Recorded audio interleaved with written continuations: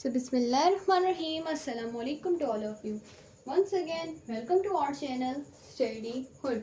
So students, in our last video lecture we have started our new topic of discussion, that is your carbohydrates, and in our last lectures we have covered a lot, but there is a part of this carbohydrates which is being left by me, and inshallah in this video lecture we will cover this part, and that's your reactions happening with the molecules of carbohydrates. सबसे पहले हमारे पास जो है वो two types of reactions हम इसके अंदर discuss करने वाले हैं. एक है आपका रिडक्शन,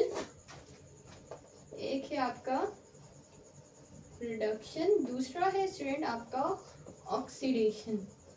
ऑक्सीडेशन को बाद में करेंगे, पहले रिडक्शन को. अब हमें पता है कि ऑक्सीडेशन और रिडक्शन है क्या. इसके लिए हम एक निमोनिक यूज करते हैं, Leo-Gür-Rohr.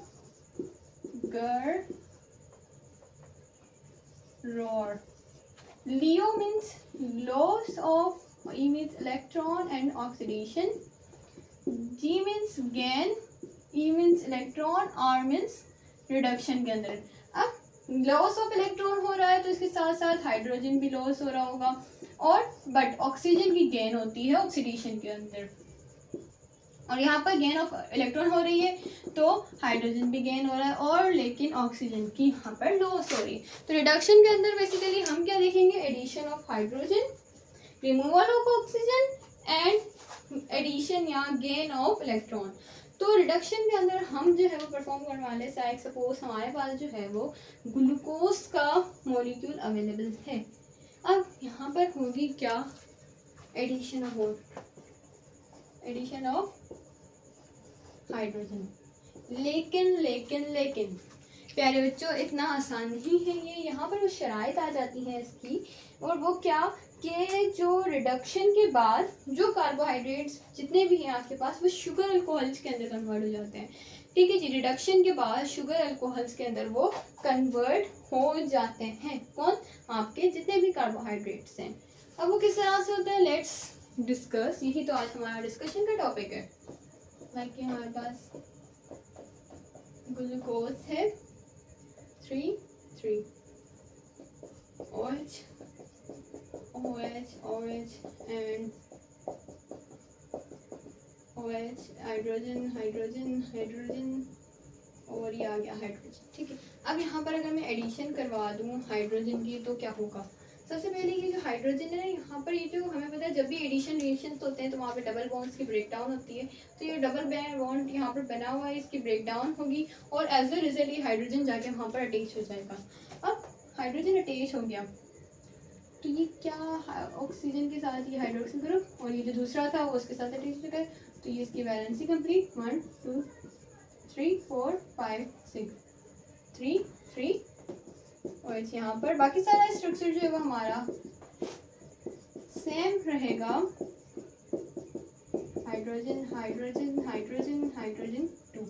ठीक है जी. तो ये जो ग्लूकोज से रिडक्शन से ग्लूकोज, ये हमारे पास जो कंपाउंड था वो क्या था आपका ग्लूकोज. तो ग्लूकोज की जो रिडक्शन से जो कंपाउंड बना है, इसको अब आप क्या नाम दोगे, तो इसको हम नाम देंगे सोर्बिटोल. ठीक है जी. अब अगर मैं यहीं पर ही ग्लूकोज की बजाय मेनोस लूँ, तो मेनोस के अंदर हमें क्या करना पड़ेगा, बस एक हल्की सी चेंजिंग करनी पड़ेगी. कार्बन नंबर 2 के साथ ऑक्सीजन यहाँ पर शिफ्ट हो जाएगा, और OH ग्रुप यहाँ पर शिफ्ट हो जाएगा, और हाइड्रोजन वहाँ पर शिफ्ट हो जाएगा. ठीक है जी. अब हमने जो है वो इसके साथ हल्की सी चेंजिंग कर ली. अब यहाँ पर जो बनेगा, जो न्यू कंपाउंड बनेगा, वो क्या होगा कि यहाँ पर जो second number of carbon hydrogen है वो यहाँ पर शिफ्ट हो जाएगा. बाकी सारी चीज़ें सेम रहेंगी, और इसका जो नाम अब बन गया वो क्या बन जाएगा, वो बन जाएगा आपका मैनीटोल, क्योंकि ये मेनोस से बना है. अब की बार जो कंपाउंड हमने लिया है वो है मेनोस, तो ये मेनोस से बना है, तो ये आपका बन गया मैनीटोल. सिंपली आप देख सकते हो सिर्फ और सिर्फ हाइड्रोजन की एडिशन हो रही. इसके अलावा अगर आप एक और एपीमर ले लेते हैं, हम इसी का एपीमर ले लेते हैं, हम ले लेते हैं गैलेक्टोज को. अगेन इसको चेंज कर दें, अपनी जगह पर इसको वापस भेजते, यहाँ से भी भेजते, OH, यहाँ से हाइड्रोजन, ठीक है जी, लेकिन इस बार 4th पोजीशन पर, यस 4th पर ये आ गया, यहाँ से रिमूव्ड और ये 4th से रिमूव्ड, यहाँ पर एडिशन हो गई। अब रिएक्शन वही रहेगा, वही सेम। इस बार हमने कंपाउंड लिया है सिर्फ और सिर्फ गैलेक्टोज, प्रोसेस वही रहेगा, एडिशन वही रहेगी, और अब जो कंपाउंड बनेगा स्टूडेंट्स वो आपका बनेगा डलसीटोल। तो आप देख सकते हो कि सिंपली कन्वर्जन सबके अंदर सेम है, आप जस्ट कंपाउंड्स पर डिपेंड, आप पर डिपेंड करता है। अब जो कंपाउंड आपने ग्लूकोज लिया तो सॉर्बिटोल बना, मोनोस लिया तो मैनिटोल बना, और गैलेक्टोज लिया तो डलसीटोल बना। ठीक है, इसी तरह से एडिशन जो है वो सही, यही सेम प्रोसीजर कंटिन्यू रहेगा, लेकिन थोड़ी सी डिफ़िकल्टी आपको आएगी, और वो कहाँ आएगी, वो आएगी आपको ऑक्सीडेशन के अंदर। किस तरह से, बस नेमिंग के अंदर डिफ़िकल्टी आएगी, और वो उसको डिस्कस करते हैं, वो भी ठीक हो जाएगी आपकी।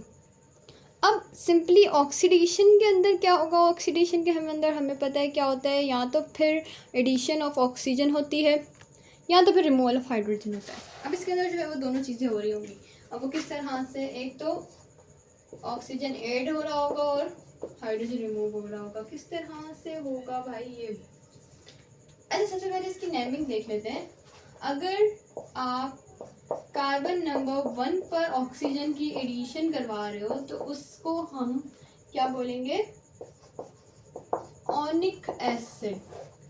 ये बात याद रखिएगा कि कार्बन नंबर 1 पर है तो वो आपका बनेगा ओनिक, और अगर वही सेम चीज़ आपकी कार्बन नंबर 2 पर है एडिशन ऑफ ऑक्सीजन तो वो बनेगा यूरोनिक एसिड। और अगर तीसरी कंडीशन क्या है कि कार्बन नंबर 1 पर भी है और कार्बन नंबर 2 पर भी है, फिर आप क्या करोगे, एक जगह बन गया ओनिक, दूसरी जगह बन गया यूरोनिक, तो इन दोनों का मिक्स कर दो, अब क्या बनेगा, कैरिक एसिड, सिंपली। तो अब बन गया आपका कैरिक एसिड। सिंपली हम अगेन अपना वही ग्लूकोज का मॉलिक्यूल ले लेते हैं, वही ग्लूकोज का मॉलिक्यूल ले लेते हैं भाई, हमारा प्यारा ग्लूकोज ये रहा, 3 4 5 6। आई होप आपको ये जो स्ट्रक्चर है ग्लूकोज का ये अब रट चुका होगा। ये आ गया OH, यहाँ पे hydrogen hydrogen hydrogen hydrogen hydrogen and again hydrogen. अब यहाँ पर हम ऑक्सीडेशन करवा रहे हैं तो हम क्या करवा रहे हैं, ऑक्सीजन की भाई एडिंग करवा रहे हैं, एडिंग हो रही है, एडिशन हो रही है ऑक्सीजन की, लेकिन वो इस हाइड्रोजन के साथ हो रही है। यहाँ पर होती हाँ एडिशन हो रही है तो फिर इसने बॉन्ड भी नहीं तोड़ा, लेकिन वो अलग डिस्कशन है, क्योंकि यहाँ पर अगेन आप देख सकते हैं यहाँ पर भी ऑक्सीजन है, ऑक्सीजन किस तरह से बन, लेकिन यहाँ पर उसने जो है वो बॉन्डिंग की हाइड्रोजन के साथ, और ग्लूकोज मॉलिक्यूल था ये। ठीक है जी, एडिशन हुई OH 3 थर्ड के साथ इधर थर्ड, ये रहा आपका बाकी का कंपाउंड। ठीक है जी, इसके साथ भी इधर ही रहेगा।